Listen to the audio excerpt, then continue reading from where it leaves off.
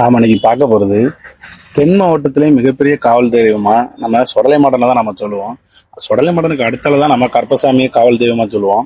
அப்படிப்பட்ட மிகப்பெரிய காவல் தெய்வமான சொடலை மாடன் ஏன் நிறைய கோயில்கள்ல காவல் தெய்வமா வருது இல்ல, அதுக்கான காரணத்தை என்ன அப்படிங்கிறத நம்ம இன்னைக்கு பார்க்க போறோம். முதல்ல நம்ம சொடலை மாடன் பெரியவரா இல்ல கருப்பசாமி பெரியவரா அப்படிங்கிறத நம்ம இந்த பதிவுல பார்க்கல.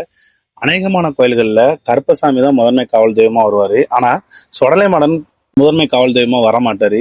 எதனால அப்படிங்கிறத நம்ம இன்னைக்கு பார்க்க போறோம். சொடலை மாடனை பெருமையா சொல்லுவோம், அவர் மிகப்பெரிய காவல்காரரு. ஏவல் பில்லி சூனியம் பேய் பிசாசுகள்லாம் அவரை கண்டா பயந்து நடுங்கி ஓடும். உங்களுக்கு யாரும் செய்வனை வச்சிருந்தாலும் அது நீங்க சொடலை மாடன்ற முறையிடலாம். இல்ல உங்களுக்கு பேய் பிடிச்சிருக்கு, இல்ல ஏவல் உங்க மேல யாரும் விட்டுருக்காங்க, அந்த மாதிரி விஷயங்கள் தெரிஞ்சா நீங்க சொடலை மாடனை போய் வழிபடுங்க. சொடலை மாடனோட திருநார் வச்சா போதும், அவர் மிகப்பெரிய காவல்காரரு, உங்க கூட வந்து நிப்பாரு, அந்த மாதிரிலாம் சொல்லுவாங்க. ஆனா நிறைய கோயில்கள்ல சொடலை மாடனை காவல் தெய்வமா வச்சிருக்க மாட்டாங்க. அங்க கருப்பசாமி தான் காவல் தெய்வமா வச்சிருப்பாங்க. அதுக்கான சில காரணங்கள் இருக்கு. அது என்னென்ன காரணங்கள் அப்படிங்கிறத பார்ப்போம். முதல் காரணமே படையல் தான். கருப்பசாமிக்கும் சொடலை மாடனுக்கும் உள்ள வித்தியாசங்கள் ஏன் அப்படின்னு பாத்தீங்கன்னா, பெரிய பெரிய கோயில்கள்ல அதாவது மூலவருக்கே பெரிய லெவல்ல படையல் போட மாட்டாங்க. அந்த படையல் எப்படி இருக்குன்னு பாத்தீங்கன்னா, ஒரு சக்கரை பொங்கலோ இல்ல ஒரு வெண்பொங்கலோ பழம் தேங்காய் இதுவும் மட்டும்தான் படையலை வச்சு போடுவாங்க. அப்படி மூலவருக்கே அந்த மாதிரி படையல் வச்சு போடும்போது காவல் தெய்வங்களுக்கும் அதே மாதிரி படையல் தான் போடுவாங்க. ஒரு வெண்பொங்கல், ஒரு தேங்காய், 2 பழம், அடுத்து ஒரு ஊதுபத்தி, அந்த மாதிரி தான் பொருத்தி வைப்பாங்க. ஆனா சொடலை மாடனுக்கு அப்படிங்கிறது அசுர படையல் தான் கொடுக்கணும். அந்த அசுர படையல் எப்படின்னா, மலை போல குமிச்சு வச்சிருக்கணும். அவருக்கு சாதமா இருந்தாலும் அதை மலை போல குமிச்சு வச்சிருக்கணும். அதுக்கு மேல வைக்கிற முட்டைகள், காய்கறிகள், குழம்புகள், கறி வகைகள், அப்படி எந்த வகைகளா இருந்தாலும் அதை மலை போல அவருக்கு குமிச்சு வச்சிருக்கணும். அதே மாதிரி அவருக்கு பல வகைகள் வச்சாலுமே ஒரு பழம் ஒரு கிலோ பழம் அந்த மாதிரி வச்சா அவருக்கு பத்தவே பத்தாது. அவரை சுத்தி அப்படியே ஒரு மலை போல குமிச்சு வச்சிருக்கணும். அந்த மாதிரி படையல் போட்டா மட்டும்தான் சொடலை மாடனுக்கு பிடிக்கும். அவர் இந்த ஒரு கரண்டி சக்கரை பொங்கலுக்கும் ஒரு தேங்காய்க்கும் ஒரு வாழைப்பழமும் மட்டும் அவரோட பசியை கண்டிப்பா ஆத்தவே ஆத்தது. அதுதான் முதல் காரணம். அடுத்த காரணம் என்னன்னு பாத்தீங்கன்னா, அசைவ படையல் தான் 2வது காரணம். ஏன்னா அதிகப்படியான நிறைய கோயில்கள்ல சைவ படையல் தான் கொடுப்பாங்க. அந்த மாதிரி சைவ படையல் இருக்க இடத்துல சொடலை மாடன் பெருமாள் நிலையம் வாங்குறதுக்கு வாய்ப்புகள் கம்மி. ஏன்னா அந்த மாதிரி அவரு சைவ படையல் வாங்குற இடத்துல இருப்பாரு. ஆனா அதுல என்ன ஒரு பிரச்சனை ஆகும்னா, அந்த சைவ படையலுங்கிறது அவருக்கு எவ்வளவுதான் மழை போல குமிச்சு கொடுத்தாலும் அவரோட பசியை ஆத்தாது. அந்த மாதிரி நேரங்கள்ல அவரு நோக்கி வேட்டைக்கு போயிடக்கூடாது. அதுதான் பெரிய பெரிய பிரச்சனை. ஏன்னா அவர் பசி அவரு தீரா பசிக்காரரு. எவ்வளவு கொடுத்தாலும் அவருக்கு பசிங்கிறது ஆறாது. அப்படியே ஆடு கோழிகள் எவ்வளவுதான் பழி கொடுத்தாலும் அவரோட பசி ஆறாம மயானம் போய் அங்க இருக்க மாண்டபனங்களை தின்ட்டு வந்தா அவருக்கு பசி ஆறும். அப்படிப்பட்ட அசுர பசிக்காரருக்கு ஒரு சைவ படையல் கொடுக்கும்போது அவருக்கு எப்படி பசி அடங்கும்? அதனாலேயே அவரு மயானம் போயிடுவாரு, அங்க போய் மாண்டபனங்களை சாப்பிடுறாரு. ஏன்னா சுத்தமான சைவ கைலாசத்துல இருக்கும்போதே அவரு மயானம் போய் மாண்டபனங்களை தின்ட்டு வந்து அதை பார்த்த சிவபெருமான் இனிமேல் இவனுங்க வச்சிருந்தா மொத்த கைலாசத்தையுமே சுடுகாடாக்கி இங்க இருக்க எல்லாரையுமே அடிச்சு சாப்பிட ஆரம்பிச்சிருவான். அந்த அளவுக்கு அவன் தீரா பசி கொண்டவன். அப்படிப்பட்ட நம்ம சொடலைய நாம இனிமேல் கைலாசத்துல வைக்க கூடாது அப்படின்னு சொல்லி யாருமே வேங்காத, அதாவது கைலாசத்துல இது வரைக்கும் இந்த மாதிரி ஒரு அசைவப்படல் யாருமே வேங்கல. சொடலை மாடன் கொடுக்கறதுக்கு முன்னாடியும் யாருக்குமே கொடுக்காத மாதிரி ஒரு அசைவப்படல் சிவபெருமானை சொடலை மாடனுக்கு கொடுத்து, இனிமேல் நீ கைலாசத்துல இருக்க வேண்டாம், பூலகத்துல இருக்க மக்களை போய் பாதுகாத்து அவங்களுக்கு காவல்காரனா இரு, மயான காவல்காரனா இரு அப்படின்னு சொல்லி அனுப்பி விட்டாரு. அப்படி இல்ல, அதாவது சிவபெருமான் சுத்தமான சைவ கைலாசத்திலே அவருக்கு அசைவ படையல் கொடுத்து அனுப்பும் போது அவரு எப்படியும் இந்த பெரிய பெரிய கோயில்கள்ல சைவ படையல் மட்டும் வாங்கிட்டு அங்க இருக்க மக்களை காப்பாற்றுவார் அப்படிங்கிறது மிகப்பெரிய கேள்விக்குறி தான். ஏன்னா அவரு நம்ம பகவதியம்மன் கோயில்ல அவர் மயானத்துக்கு வேட்டைக்கு போகும்போதுதான் பெருமுளை அங்க இருக்க கோயில்களை எல்லாமே எடுத்துட்டு போவான். அதனாலதான். ஆனா அவர் காவல்ல கோட்டை விட்டுருவாரு அப்படிங்கிறதுக்கான அர்த்தம் கிடையாது. அவர் தீரா பசிக்காரு. என்னதான் அவர் மிகப்பெரிய காவல்காரா இருந்தாலும் அவரோட பசி ஆறுனா மட்டும்தான் அவரால் காவல் காக்க முடியும். பசியில இருக்கும்போது எந்த ஒரு தெய்வமும் அதுக்கு காவல் காக்க முடியாது. அதனாலதான் சொடலை மாடன் மிகப்பெரிய தீரா பசி கொண்டவர். அவரை இந்த மாதிரி கோயில்கள் வைக்கும்போது அவரோட பசி ஆறாது.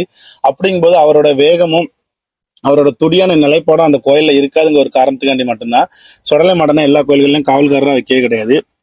அடுத்து இன்னொரு காரணம் என்ன காரணம்னு பாத்தீங்கன்னா, தப்புன்னா அதுக்கு உடனே தண்டனை. அது யாரா இருந்தாலும் சரி, அந்த கோயில் பூசாரியா இருந்தாலும் சரி, அந்த கோயில் சாமியாடியா இருந்தாலும் சரி, அந்த கோயிலை அப்படி அந்த இடத்துல சொடலை மாடன் கோயில் இல்லாத போதும் அந்த கோயிலை ஒரு ஆள் உருவாக்கி அதை எடுத்து கட்டி அந்த கோயிலை வருஷம் சிறப்பா கொடை கொடுத்துட்டு வந்திருக்கவரா இருந்தாலும் சரிதான், சொடலை மாடனுக்கு தப்புன்னு தெரிந்தா அது யாரா இருந்தாலும் அவரு தண்டனை தான் கொடுப்பாரு.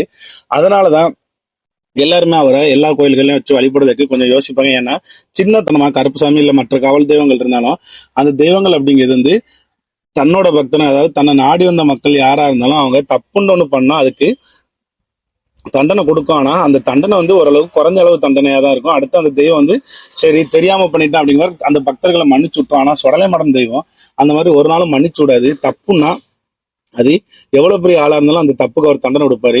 எனக்கு தெரிஞ்ச ஒருத்தருக்கு இந்த சம்பவம் நடந்தது. அவர் யாருன்னா, அவர் தான் அந்த சொடலைமாடனோட சாமியாடி. அந்த கோயில்ல சொடலைமாடனுக்குன்னு நிலையம் கிடையாது. ஆனா அவர் மேல சொடலைமாடன் வந்தது. அந்த சொடலைமாடன் வேற ஒரு எல்கையில உள்ள சொடலைமாடன் இவர் மேல வந்தது அப்படிங்கிற மாதிரி தான் அவர் சாமியாடும் போது சொன்னவர். அதுக்கப்புறமா பல வருஷமா அந்த சொடலைமாடனுக்கு சிலை எதுவுமே கட்டாம உருவம் எதுவும் இல்லாம சும்மா அவர் வருவாரு ஆடிக்கிட்டு இருப்பாரு, அந்த மாதிரிதான் இருந்தாரு. பிறகு அவரோட அதாவது அந்த சாமியாரோட முயற்சியால தான் அந்த கோயிலுக்கு டொனேஷன் எல்லாம் பிரிச்சு ஒரு கோயில் சொடலைமாடனுக்குன்னு ஒரு கோயில் கட்டினாரு. அந்த கோயில்ல சொடலைமாடனுக்குன்னு ஒரு கோயில் கட்டியிருந்தாலும் கும்பாபிஷேகம் எல்லாம் சிறப்பா நடத்தினாரு. அன்னதானங்கள் எல்லாம் போட்டு நல்ல முறையில தான் கும்பாபிஷேகம் எல்லாம் முடிச்சிருந்தாரு. அடுத்து கோயிலுக்கு வரி எல்லாம் போட்டு காப்பும் கட்டியிருந்தாங்க. அந்த நேரத்துல இவர் வந்து ஒரு லாரி டிரைவர், அதாவது தன்னோட பொழைப்புக்காண்டி அவர் லாரிக்கு டிரைவரா போயிட்டு இருக்கு. இந்த நேரத்துல அதாவது ஊர்ல வரி போட்டாங்க, அந்த கோயிலுக்கு வரி போட்டிருந்தாங்க. இவர் இருந்தாலும் லாரிக்கு போயிட்டாரு. செவ்வாழமை கோயில் கூட இவர் திங்கக்கிழமை இரவு இறந்துட்டாரு. அதாவது ரொம்ப கொடூரமான முறையில இறந்துட்டாரு. அதுக்கான காரணங்கள் என்ன சொல்றாங்க அப்படின்னா, அந்த வரி போட்ட பிறகு கோயிலை விட்டு போயிட்டாரு, அதனாலதான் இறந்துட்டாரு அப்படிங்கிற மாதிரி சொல்றாங்க. ஒரு சில பேர் அந்த கோயிலுக்கு பிடிமன் அவன் தவறான முறையில எடுத்துட்டான் அப்படிங்கிற மாதிரி சொல்றாங்க. ஒரு சில பேர் சொடலை மாடனுக்கு கோயில் கட்டினே பிடிக்கல, அதனாலதான் இறந்துட்டாரு அப்படிங்கிற மாதிரி சொல்றாங்க. இதுல எது உண்மை எது சரி அப்படிங்கிறது சொடலை மாடனுக்கு மட்டும்தான் தெரியும், நமக்கு யாருக்குமே தெரியாது. அதனால சொடலை மாடன் அவரோட பக்தரா இருந்தாலும் சரி, அவரோட பூசாரியா இருந்தாலும் சரி, அவரோட சாமியாடியா இருந்தாலும் சரி, யாரா இருந்தாலும் தப்புன்னு இருந்தா அதுக்கு கண்டிப்பான முறையில தண்டனை கொடுப்பாரு. எப்படி இவரோட படையல்ல அசைவங்கிறது முக்கியமான ஒன்றா அமைத மாதிரி சாராயமும் சுருட்டும் கண்டிப்பா இவருக்கு படையல்ல கொடுக்கணும். இப்ப இதே கருப்பசாமி கோயில்ன்றீங்களா, அவர் ஒரு பெரிய கோயில்ல காவல்காரா இருக்காருன்னா அந்த இடத்துல அவருக்கு சக்கரை பொங்கல் பழம் தேங்காய் மட்டும் வச்சாலும் போதும், அவர் முழு மனசா அதை ஏத்துக்கிட்டு அங்க காவலுக்கு நிற்பாரு. ஆனா சொடலை மடன் அந்த மாதிரி கிடையாது. அவரோட படையல்கள்ல எந்த ஒரு குறைபாடுமே வரவே கூடாது. சாராயம் இருக்கணும், சுருட்டு இருக்கணும், அசைவம் இருக்கணும், கோழி இருக்கணும், ஆடு இருக்கணும், முட்டை இருக்கணும், முருங்கைக்காய் இருக்கணும். இது எல்லாமே அவரோட படையல்ல இருந்தா மட்டும்தான் அவருக்கு முழு மனசா திருப்தி ஆவாரு. அதே மாதிரி மாலைகளுமே ஒரு மலைகள் மட்டும் அவருக்கு போட்டு இல்ல ஒரு 2 மலைகள் மட்டும் போட்டாலும் அவருக்கு அது பிடிக்காது. அப்படி மலை போல மாலைகள் எது இருந்தாலும் அவருக்கு அவர் ஒரு அரக்கன் மாதிரி நீங்க நினைச்சீங்க. அவருக்கு எது இருந்தாலும் சின்னதா கொடுத்தா அவருக்கு அது அவர் சிறுகோடலுக்கு கூட பத்தாது. அவரோட பசியை ஆத்தணும், அவரோட மனசை சந்தோஷப்படுத்தணும் அப்படின்னா மலை போல மாலைகளை குமிக்கணும், மலை போல படையில போடணும், மலை போல பழங்களை குமிச்சா மட்டும்தான் சொடலை மாடனோட மனசும் வயிறும் பசியாரும். அடுத்தல சொடலை மாடன் தெய்வம் அப்படிங்கிறது வந்து ஒரு வசியம் பண்ணக்கூடிய தெய்வம். காளி எப்படி ஒரு உக்கிரமான தெய்வமோ அதே மாதிரி சொடலை மாடனும் ரொம்ப ரொம்ப உக்கிரமான தெய்வங்கள். காளி தெய்வத்தையும் வசியம் பண்ணி நமக்கு தேவையான என்ன விஷயம்னாலும் பண்ணிக்கலாம். அதே மாதிரி காளிக்கு நிகரான சொடலை மாடனை நீங்க வசியம் பண்ணும்போது சொடலை மாடனை உங்களுக்கு என்ன தேவைகளோ அது எல்லாத்தையுமே பண்ணி கொடுப்பாரு. அந்த மாதிரி சொடலை மாடன் நீங்க வசியம் பண்ணி நீங்க என்ன தேவையோ, உங்களுக்கு பிடிக்காத உங்களோட உயிர் தேவைனாலும் அதை எடுத்து தருவாரு. அதே மாதிரி உங்களுக்கு என்ன விஷயங்கள் நீங்க சாதிக்கணும் அப்படின்னாலும் அது எந்த தெய்வத்தை எதிர்த்து சாதிக்கணும்னாலும் சொடலை மாடன் சாதிச்சு கண்டிப்பா கொடுப்பாரு. அதனாலதான் சொடலை மாடனை இந்த மாதிரி ஒரு பொதுவான கோயில்கள்ல வைக்கும்போது அது யாராவது ஒருத்தவங்க அதை தவறாய் பயன்படுத்த ஒரு உதாரணமாயிடக்கூடாது. அந்த ஒரு காரணத்துக்காண்டி மட்டும்தான் சொடலை மாடனை பெரும்பாலும் பெரிய பெரிய கோயில்கள்ல காவல் தெய்வமா வைக்க மாட்டாங்க. ஏன்னா அவரை வசியம் பண்ணும்போது அந்த மூலவர் தெய்வத்தை கூட அவர் எதிர்த்து கண்டிப்பா அவரு அந்த வசியம் பண்ண ஆளுக்கு என்ன தேவை அதை பண்ணி கொடுப்பாரு. அந்த ஒரு காரணத்துக்காண்டியும் சொடலை மாடனை நிறைய கோயில்கள்ல காவலுக்கு வைக்க மாட்டாங்க. அடுத்து இன்னொரு காரணம் என்னன்னு பாத்தீங்கன்னா, சொடலை மாடன் அப்படிங்கிறவர் எப்போதுமே தனிப்பட்ட முறையில எங்கேயுமே வந்து நின்று பந்தியோ படையலோ பூஜையோ எதுவுமே வாங்க மாட்டாரு. அவர் கூட எப்போதுமே 21 மாடன்களும் வருவாங்க, 21 தேவதைகள் வரும், எல்லாமே அவர் கூட சேர்ந்து. அதாவது நீங்க பார்க்கும்போது சொடலை மாடன் அப்படிங்கிற ஒரு பெயர் தெரியலாம், ஒரே ஒரு பீடமும் ஒரே ஒரு படையில மட்டும்தான் உங்களுக்கு தெரியலாம். ஆனா 21 மாடனாவும் 21 பந்திகாரனாவும் நின்று அந்த படையில வாங்கிட்டு இருக்காரு நம்ம சொடலை மாடன். அடுத்தல நம்ம சொடலை மாடனை நீங்க ஒரு காவலுக்கு ஒரு கோயில்ல நீங்க நிலையம் பண்ணணும் அப்படின்னு நீங்க நினைச்சீங்கன்னா அவரு சொடலை மாடன் மட்டும் தனியா வரவே மாட்டாரு.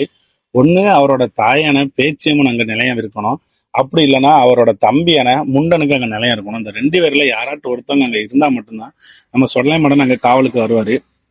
ஏன்னா இவங்க 2 பேருமே எல்லா கோயில்களும் சொடலை மாடன் கோயில்கள்னால இவங்க 2 பேரும் கட்டாயம் இருக்கணும். அதே மாதிரி இவரோட காவலுக்கு இவர் எந்த கோயில்ல போய் இருந்தாலும் அங்க பேச்சியம்மன் கண்டிப்பா இடம் பெற்றிருக்கணும், அப்படி அங்க முண்டன் இடம் பெற்றிருக்கணும். அடுத்தல சொடலைமட சாமிக்கு அப்படிங்கிற பீடம் எப்படி இருக்கணும்னு பாத்தீங்கன்னா, சொடலைமட சாமியோட பீடம் சின்னதா எந்த ஒரு கோயில்லையுமே அவர் இருக்க ஆசையே பட மாட்டாரு. அவரோட பீடம் எட்டாத ஒசரத்துல இருக்கணும், ஏணி வச்சு மாலை சேர்த்தணும் அப்படிங்கிற மாதிரி தான் சொடலைமடன் ஆசைப்படுவாரு. இதுவே ஒரு பெரிய தெய்வத்துக்கு அவர் காவலுக்கு போகும்போது அந்த தெய்வத்தோட பீடமே கொஞ்சம் சின்ன லெவல்ல இல்ல அந்த தெய்வத்தோட கருவறையே கொஞ்சம் சிறுசாதான் இருக்கும். அப்படி இருக்கும்போது சுடலை மடனுக்கு எப்படி 8வது அவசரத்துல பீடம் போட முடியும், அந்த மாதிரியும் காரணத்தினாலையும் சுடலை மடன் அங்க பெரும்பாலும் நிறைய கோயில்கள்ல காவல்காரரா போக மாட்டாரு. அடுத்தல இன்னொரு பெரிய விஷயம் என்ன விஷயம் அப்படின்னு பாத்தீங்கன்னா, சுடலை மடனை வந்து முழுக்க முழுக்க முழுக்க காவலுக்காக படைக்கப்பட்டவரே கிடையவே கிடையாது. அவரு மயானத்தோட ஈசன். எப்படி சிவபெருமான் இந்த பூலோகத்தை ஆள்றாரோ அதே மாதிரி நம்ம சுடலை மடன் சுடுகாடுகளை ஆள்றவர் தான் நம்ம சுடலை மடன். அங்க இருக்க பேய்களுக்கு படி இழந்துகிட்டு, ஏன்னா சுடலை மடனை சுத்தி எப்போதுமே பேய் பிசாசுகள் எல்லாமே இருக்க மாதிரி சொல்றாங்க. ஏன்னா பில்லி சுனி ஏவல் எல்லாமே இவருக்கு தான் கட்டுப்படும். அதே மாதிரி பேய்களும் இல்ல துர்மரணங்கள் அடைஞ்ச ஆத்மாக்கள் எல்லாமே சுடலை மடன் தான் கட்டுப்பட்டு வந்து நிற்கும்.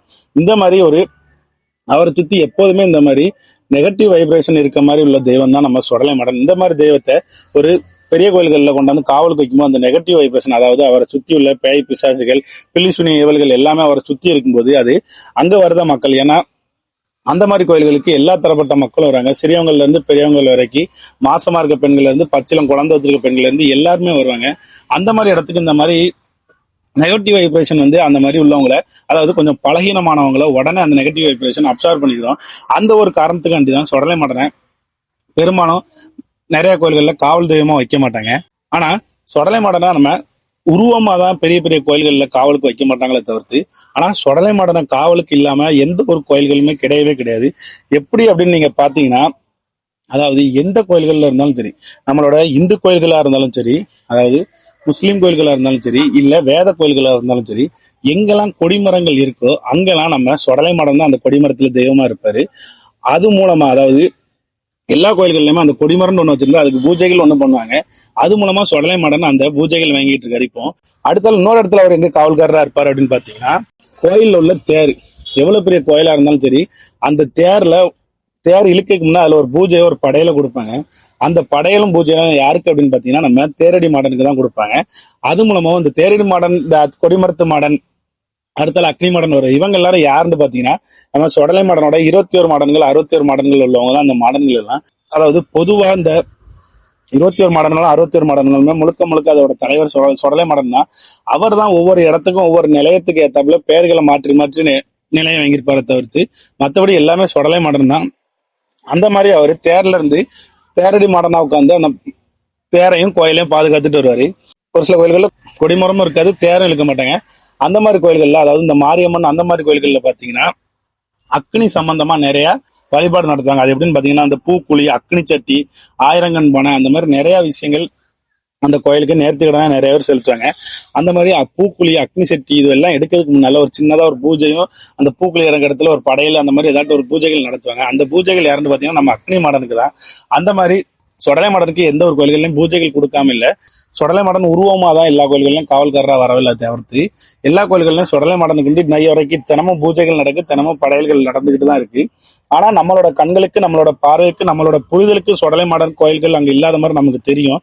ஆனா எல்லா கோயில்கள்லயும் சுடலை மாடன் உருவமா சிலையாதான் காவலுக்கு இல்லையே தவிர்த்து கொடிமரத்துல காவலுக்கு இருக்காரு, அடுத்து தேர்ல காவலுக்கு இருக்காரு, அடுத்து இந்த மாதிரி அக்னி நேர்த்திக்கடன்கள் பண்ணும்போது அதுலயும் முதல் பூஜையா சுடலை மாடனுக்கு தான் கொடுப்பாங்க.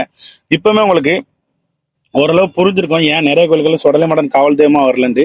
முழுக்க முழுக்க அவர் வந்து மயான அரசன் தான், மயான காக்கக்கூடியவர் தான். ஆனா இந்த ஐயனார் கோயில்கள்ல சுடலை மாடன் இல்லாம இருக்காது. அதே மாதிரி ஒரு சில அம்மன் கோயில்கள்ல சுடலை மாடன் கண்டிப்பா காவல்காரரா வருவார். அதுக்கான காரணங்களும் இருக்கு, நம்ம அடுத்த பதிவுல பார்ப்போம். ஏன் ஐயனார் கோயில்கள்னால எங்க சுடலை மாடன் காவலுக்கு வர்றாரு, அதே மாதிரி நிறைய அம்மன் கோயில்கள்லயும் சுடலை மாடன் காவலுக்கு வருவாரு. இந்த ஆண் தெய்வத்தை மூலவரா கொண்ட கோயில்கள்ல தான் சுடலை மாடன் பொதுப்பட காவலுக்கு பெரும்பாலும் வரமாட்டாரு. ஆனா அந்த பெண் தெய்வங்களான பத்திரகாளியம்மன், காளியம்மன், முப்படாதியம்மன், மாரியம்மன், அந்த மாதிரி அம்மன் தெய்வங்கள் கோயில்கள் எல்லாம் சுடலை மாடன் கண்டிப்பா காவலுக்கு வருவாரு. அதுக்கான காரணங்களும் இருக்கு. அதுக்கான காரணங்கள் என்னங்கிறத நம்ம அடுத்தடுத்த பதிவுல பார்ப்போம். அதே மாதிரி ஐயனார் கோயில்கள்ல ஏன் காவலுக்கு வராரு அப்படிங்கிறத நம்ம அடுத்தடுத்து பார்ப்போம். நான் இப்ப சொன்ன கருத்துக்கள் என்னோட புரிதல்ல, என்னோட தேடல்கள்ல கிடைச்ச கருத்து தான். அதுல உங்களுக்கு எதுவும் மாற்று கருத்து இருந்தாலும் அதை கமெண்ட் பண்ணுங்க. அடுத்து இல்ல இதுல நான் எதுவும் சேர்க்காம விட்டுருந்தாலும், இல்ல நான் எதுவும் விடுபட்டு விட்டுருந்தாலோ அதையும் நீங்க கமெண்ட் பண்ணும்போது அது எனக்கு மட்டும் இல்ல, இந்த வீடியோ பார்க்க எல்லாருக்குமே அது ஒரு பயனுள்ளதா இருக்கும். அதனால உங்களுக்கு தெரிஞ்ச விஷயங்களை நீங்க கமெண்ட் பண்ணுங்க.